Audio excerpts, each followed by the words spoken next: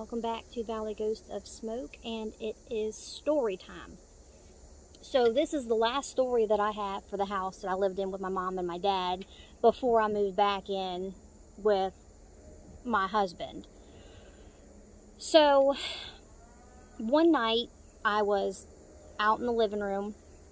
Mom wasn't home and Dad was asleep in the bedroom, and I was laying on my back on the couch, and I had my head on the armrest, and the TV was on and everything, and I think this is when I was reading, I'm like 19, so I think when I was reading the Twilight books, I think the last one had just come out, the Breaking Dawn one, and I was reading that, and all of a sudden, it gets really quiet, and I'm talking about, like, the TV's on, but there's no sound.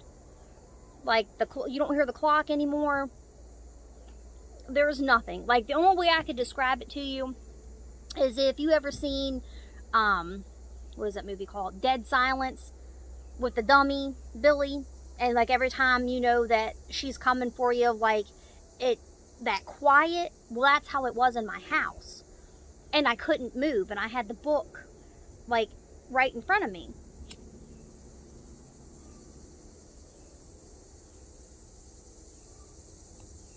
And the only thing I could do was, like, move my eyes around. I was on my back with the book in my hand. And, like, all of a sudden, like, this black pool, it almost looked like water, was, like, forming on the ground beside the couch. And I can't move. Like, the only thing I can do is just, like, see it out of the corner of my eye.